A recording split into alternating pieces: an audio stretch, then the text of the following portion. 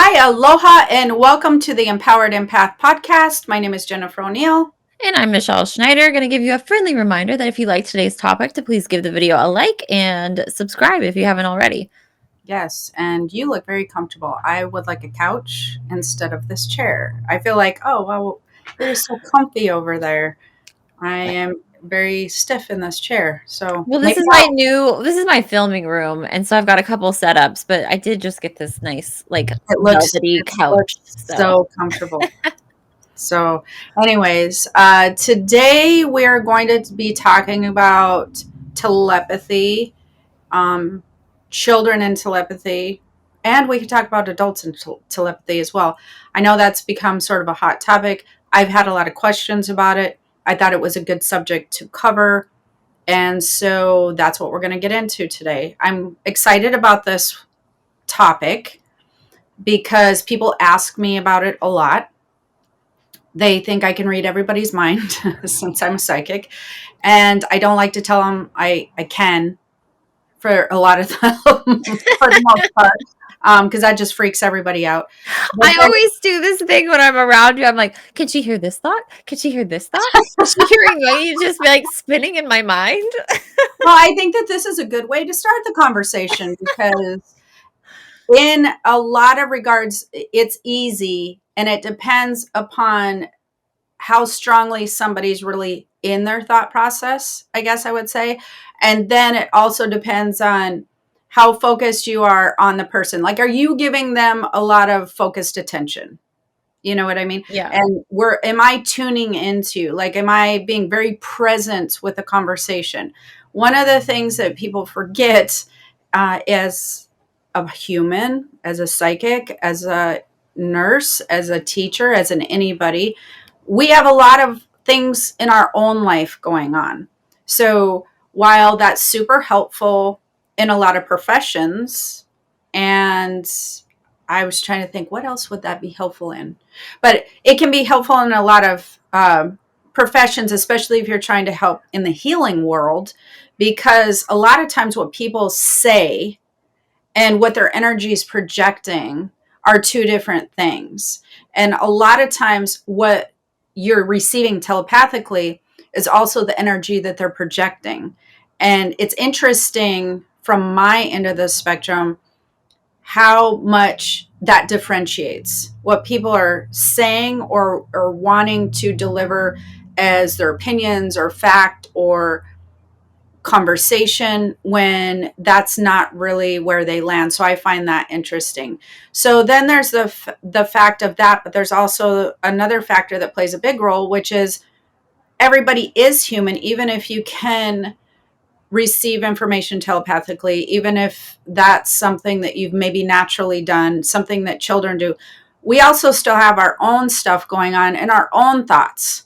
We have our own things that we're thinking about. We have conversations that we're having that we would like to give an opinion on or just and be involved in, back and forth communicating. We have groceries we have to buy. We have a checklist on our mind. So we may be focusing upon other aspects of our life that are important to us.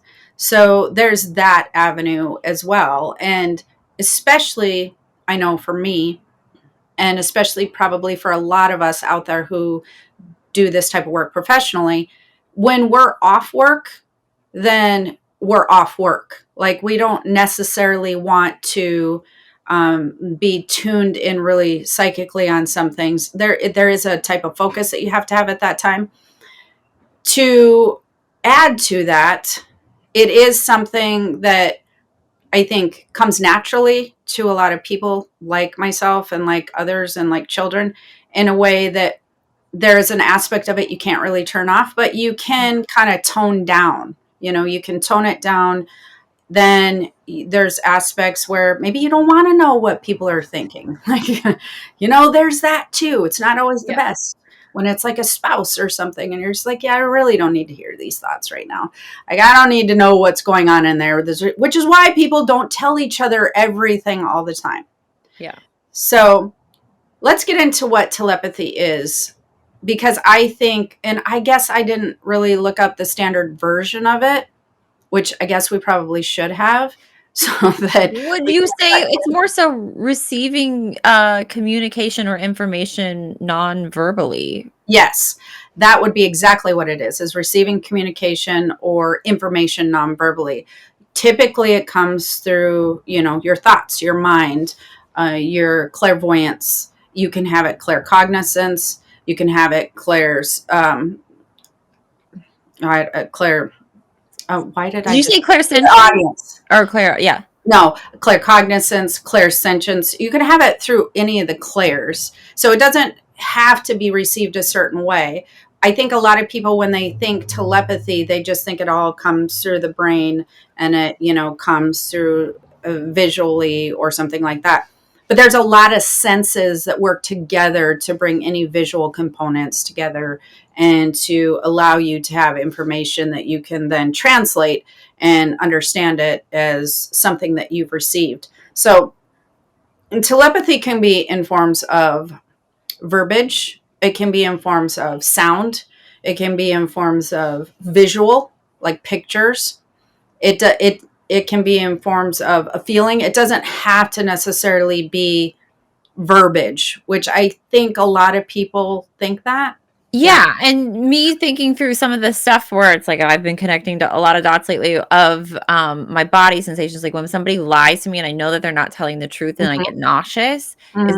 is that a different form of telepathy? I mean, it's more of a physical I sensation would say of that like is a form of telepathy, but I think that when people think of telepathy, they feel like there's a very clear message behind it or okay. very clear information. So, what you've been struggling with when it comes to that is you're unsure sometimes of what they're lying about. You just know there's Mhm. deception there. I Yeah, feel like when people are entertaining the thought of telepathy, that there's some very clear information behind it. Like, for instance, I am lying to you about XYZ, or I don't yeah, want you to know XYZ or something like that. yeah. Like they get more of a detailed um, batch of information.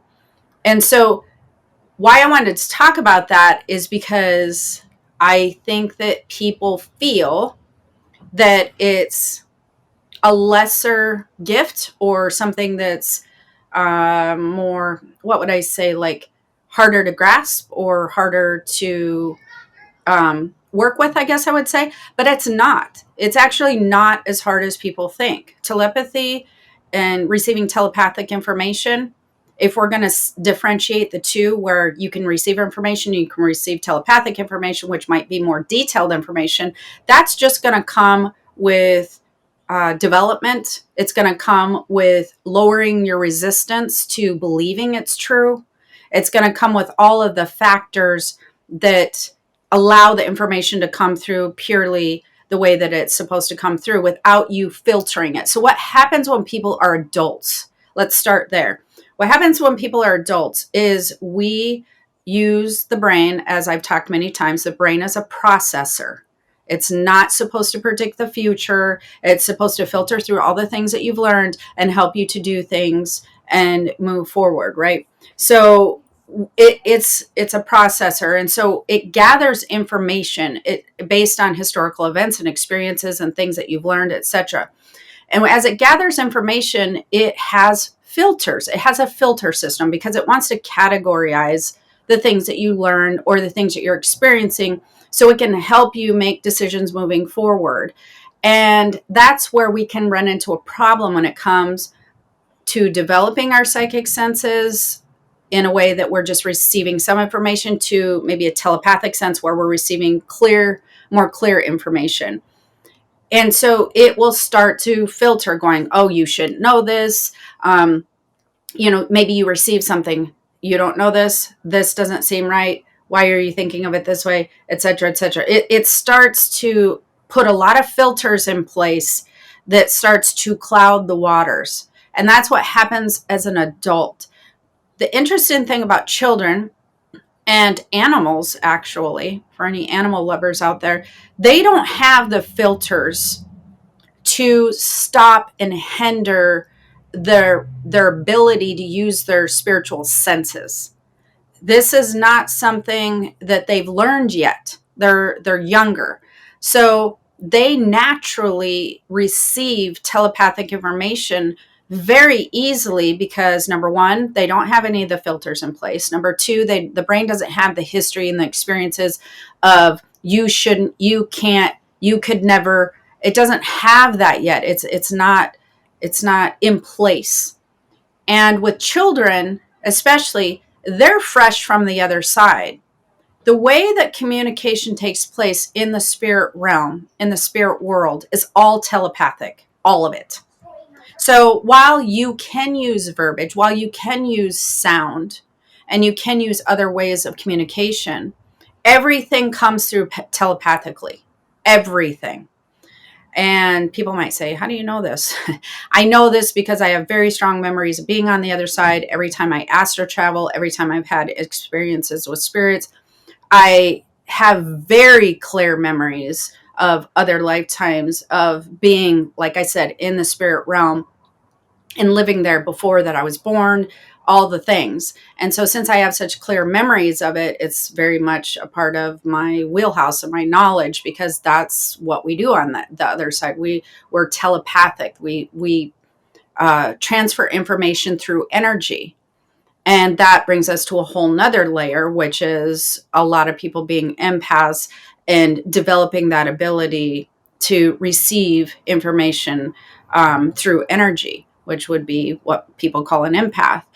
So that's another gift, clairsentience. So we are born with none of the blockages, with none of the blocks, and we are born just going, oh, this is what we do. Like, this is how we communicate. I've talked about this before. Babies don't respond to your verbiage, they respond to your energy. Toddlers, they start to learn a verbal language, but until they're older, until they really, I would even say, because most children, they really do respond to energy even into the teen years. They're really responsive to how it feels when somebody's talking to them. They're really responsive to what somebody's saying versus how they're feeling.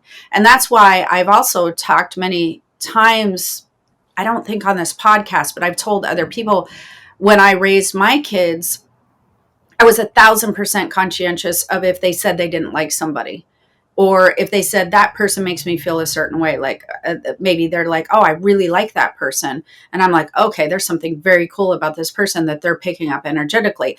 Or, oh, that person makes me nervous. Like maybe they feel like they're really loud or like that they're in trouble with them all the time. Then I absolutely, I would never, ever question my children. And I don't think parents should do this necessarily. I mean, you all know your children, so I would take that into consideration.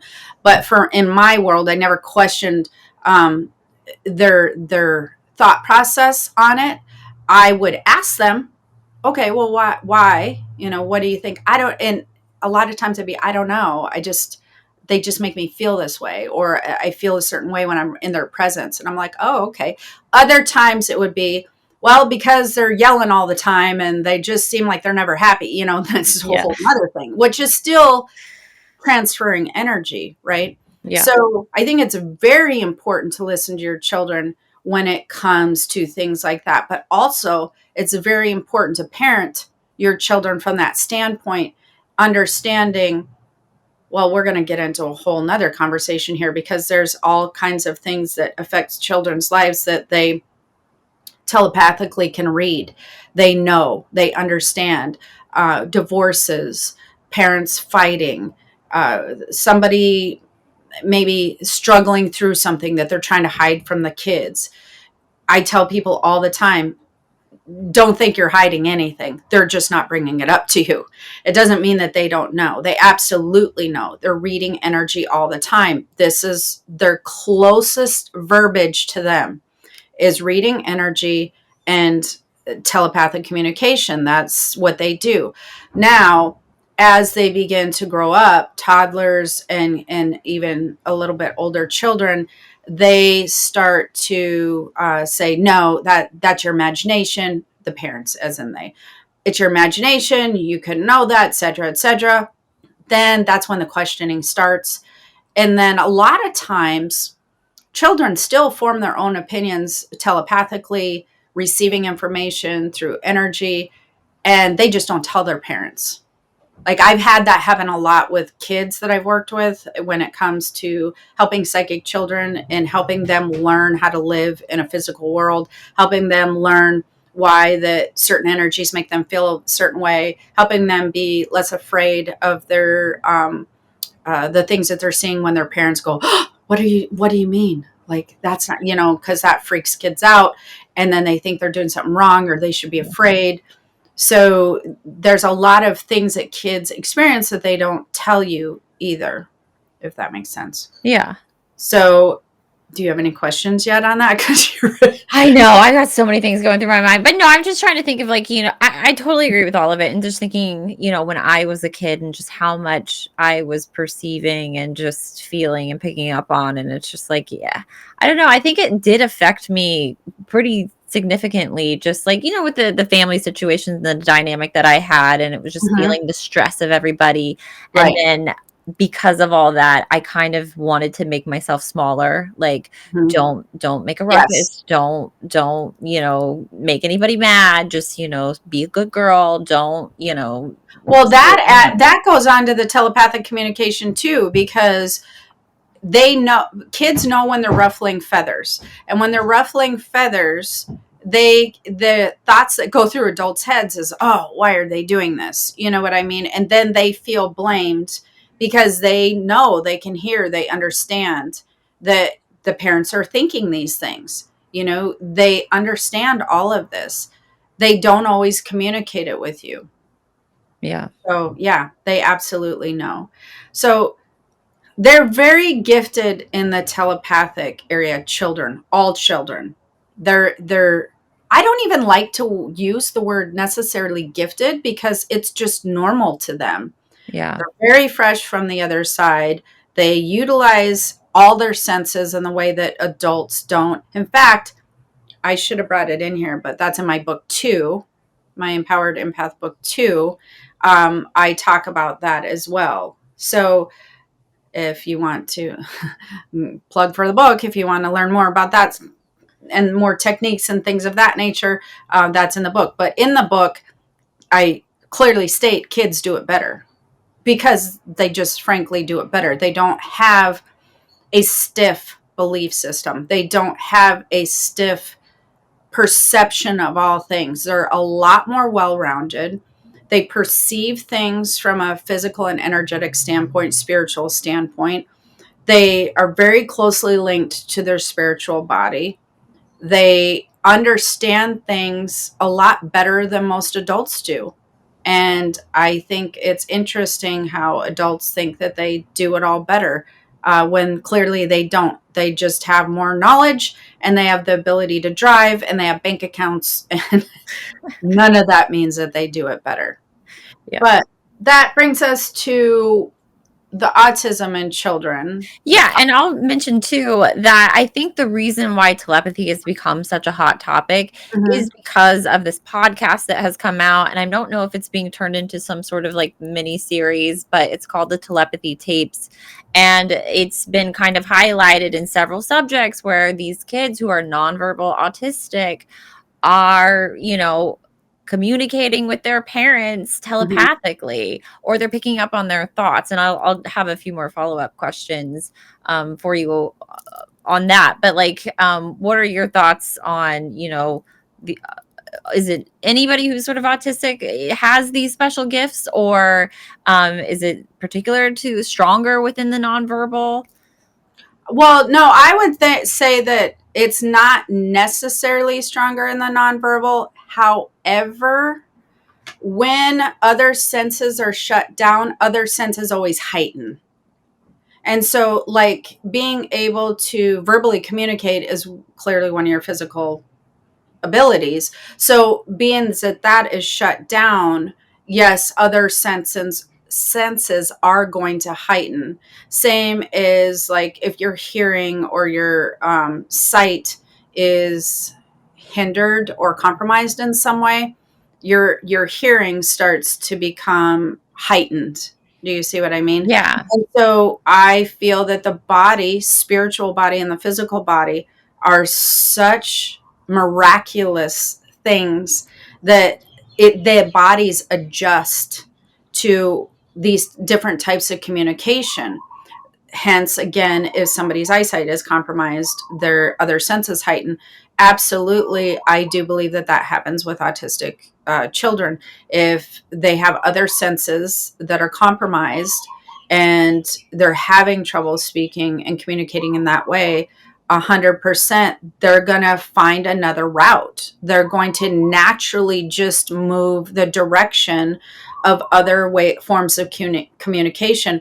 And since they are, again, fresh from the other side, that just seems like a very natural form of communication, so they would absolutely gravitate that way. Yeah, and so it's very interesting, and I'm only a couple episodes in, and you haven't listened to No, I any of haven't them at all. listened. I've heard wonderful things about it. I think Yeah. it's amazing that she's doing all the stuff that she's doing to bring awareness to that. Yes. Yeah, it's funny because they're like, people don't believe, people think we're crazy, and then it's just like, I'm listening to it, and I'm like, yeah, 100%. I was like, of course they're telepathic. Like this is, I was like, there's no question of like what's happening. Right. It's like they kept going on and on about how there's no like money to like fund the research and stuff, and we're like, why can't we just accept it for what it is? I mean, you're running all these experiments, of course it is. But there was a couple of things that were brought up that I would definitely love to get your hot take on, you not having listened at all to No, it. I have not listened at all. One of them was talking about one of the children, and they said that like they were so like the mind body was so disconnected. Like they had to keep showing them that they had hands and that Mhm. they had fingers and that they and then they're like, oh, I have physical, arms and stuff like that I can move. And Mhm. it's just because of that mind body disconnect. Like, Connection. are Yeah. they just fully in like the spirit realm? Like, I would say now you can't, you're not ever typically fully in the spirit realm or without having some aspect of yourself yeah. to operate the physical body. If your physical body is moving and your eyeballs are moving and everything, you're plugged in because that's the battery to make the physical body work. So you absolutely can be more out of body than you are in body. And I've actually had that happen to me when I was younger. It's wasn't awesome for me because I can still communicate just fine. However, I can see how that would be helpful in some regards if there was a lot of, again, hindrance to the physical body that we weren't being able to express ourselves. You're going to naturally gravitate to the senses that allow you to express yourself. And so they most likely have spend more of their time outside the body and in the spiritual realm than they do in the physical body. And what happens, which is what I didn't love, is you start to feel like you're viewing yourself in a movie. I couldn't figure out what it was for the longest time, but it literally starts to feel like you're out of body, but you're being able to see through your eyes. It is the weirdest sensation. I absolutely cannot stand it. I wouldn't recommend trying it. But that very disconnected feeling, it can happen to even regular people, but I can see how you would allow it to happen and be okay with amplifying that to happen if you were having issues with the physical body. The other thing is people who are older and people who sometimes have dementia and Alzheimer's, or they're getting near the end of the road, they start spending more time out of body. And when they start spending more time out of body, now remember when you're with the spirit realm, you're shifting dimensions. What happens with, and I can imagine that this is the exact same thing with the autistic kids, is you start to form this ability to be in two dimensions at one time. Mhm. Now, while what everybody else is differentiating, they're moving from one dimension to the other. So like psychics and mediums are typically in our 3D dimension. They're moving to the other dimension. They're not overlapping and having them all merge together at one time typically. a lot of people can do that. A lot of children can do that naturally, and a lot of people who are older can do that naturally. They adapt this ability to be in both dimensions at one time. Some mediums have that ability. I actually am luckily able to control that ability, but I can be in both dimensions at one time. It's a very strange sensation because it's like your world is all of a sudden amplified or layered with a lot of other things that you can see at the same time that you have everything physical going on. So how would I explain that? I would always almost explain it like if you took two pictures and layered them on each other, like if you were doing like Photoshop or something, Yeah. and you could see one skyline and then you layered another photo on it where you see like the skyline and people and stars or something. It's like you get a fuller version, and it can be very confusing to regular people who are just trying to live life, because it's kind of like where am I supposed to be here? And you start to feel sensations on both sides. You start to feel the spiritual and the physical. So usually you want to pick a lane. And that's why I think a lot of them pick the spiritual lane, because their bodies, again, if they're older, they're kind of shutting down. They're not operating properly. With autistic children, they have trouble with their motor skills as well. So it would make perfect sense that they would then choose not the physical realm, but they would choose the spiritual realm to spend most of the time when they're seeing both dimensions. That's why Yeah. a lot of them, children and older people, will also say, well, so and so came to visit me. And you're like, so and so died like 10 years ago. Or, things of that nature. In their reality, because their dimension, their ability to see both dimensions at one time, that becomes their reality. Their reality is the spiritual realm and the physical realm layered together, you know. Yeah. But for regular people who both bodies are functioning properly, it starts to make you feel a little off kilter. And so usually um, you have to choose one or the other. So for instance, for me, if I'm doing spiritual work, I choose the spiritual aspect because I need access to that. If I'm just doing regular things, I don't want to be hanging out in the spirit realm. I just, like, if I'm going to the beach, I really kind of want to be in my body. I want to feel the sun. I want to have conversations with physical people. You Yeah. know what I mean? So then you choose a lane. Yeah, there's definitely some interesting things, and hopefully maybe you'll get an opportunity to listen to them. But the one of the things that I did think was quite interesting, they are able to communicate. They had tablets, so it's not Mhm. like they were, couldn't communicate at all Right. to these children. And they were saying, where I'm from, telepathy is the only communication. And Well, so there we and go. yeah, There and we I was go. like, "That's really fast." And they, people were just absolutely blown away, and I'm like, "Well, yeah, duh." Like, Yeah. Well, that is because you're on a spiritual I podcast. It's know. that. But the other thing that was quite interesting, as they're running these experiments, and, this could be like they have a calculator and maybe the child is, across the room, and they're like multiplying these crazy long numbers together, and they're asking, what the answer of the numbers, as like the mother is like looking at them, where the information is coming so instantaneous, whether it's like before somebody could write a word down, and they were trying to break down like what is happening, like how are they accessing this information, can they see through the mother's eyes? But then I was like, I don't think it's physical like that. I think No, like it's not it's like that. It's not instantaneous. physical like that. Remember, this is really funny. Remember the other day when I was talking to you about some things, and I said that it was going to be a 3 month time frame, or it was going to look like 6 months, but be in a 3 month time Well, frame. I was literally looking at the spreadsheet as you were talking to me. I was like, can you see my spreadsheet? Like, So what happens is we're tuned in to the same information. We're tuned into the same frequency. I just pull it out of there. When you wrote the spreadsheet, you're tuning in, your frequency is still tuned into the spiritual realm. And so I'm plugged into the same realm. I just pull it from there at the same time. So it's instantaneous. And that even went further into when I was talking to you about numbers, and you were like, that's literally on line 14. How are you doing this? And so, for those of you who don't understand what I'm saying, I gave her a number. I said it's going to look like this number, and she's like, "Oh my God, what is happening right now? It's I'm staring at this number on line 14." And then that's when I had to be like, "You remember what I do, right?" But that being said, we're tuned into the same info. Where you're when you're working with those numbers, when you're working with the things in front of you, that's also in your frequency.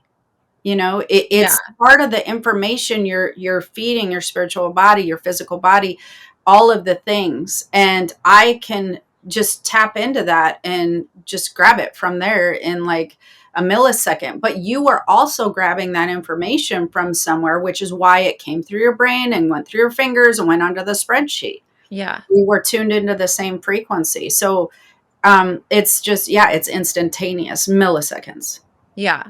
And Hmm. I think that that's what trips up a lot of people because they just don't understand, like, energy. And I remember, gosh, we never talked about it, but there was that one article that had come out where it was talking about energy and like it is like the greatest, like it holds like so much information. Hmm. And I don't even remember how it was worded necessarily because I'm not doing it justice now, but um just about people don't realize like that energy is literally everything and it holds like all It information. holds all things of all everything that's Yes. ever existed since time and people and planets and universal energy has ever existed.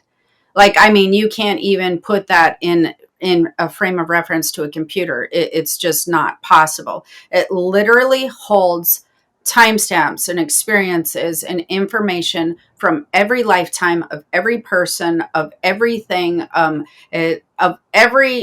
everything that's ever existed. And I mean, Regardless we're of just talking time about, too, right? No matter if it's in the past or in the future, yeah, like there's no time frame on yeah. that. There's absolutely zero time frame.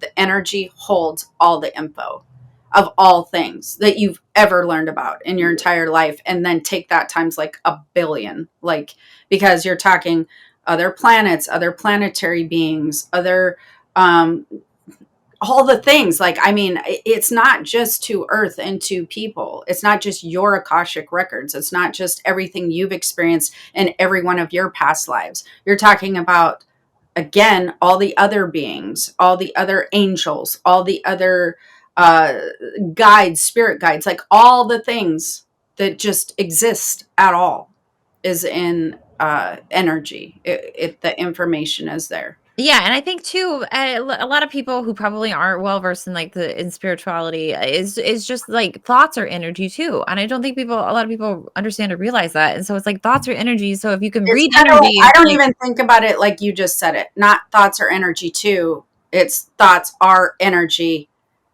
but they're also thoughts. It's like they're energy first, yes, then they become verbal or visual. yeah, But the primary base of thought, all thought, is energy. yes. Yeah. All right. Well, I would like to continue this on, but we'll have to do a part two. Yes, So and before we do part 2, if there are questions that you wanna know, or that you have regarding telepathy, please put those in the comments, and then we can incorporate those into the next and to our part 2. absolutely. And if you have a subject that you would like us to cover, I would love you to put that in the comments section, because we would like to make sure that we're covering subjects that you find interesting. If you would like our thoughts on a subject, please put it in the comments below. So we'll be watching for that. Yeah. All right. You want to lead us out? Yeah, and, if you like today's content, please give the video a like, and if you haven't subscribed, please do so. Please do so, and we will see you soon. Have the most amazing day. Aloha. Bye. Bye.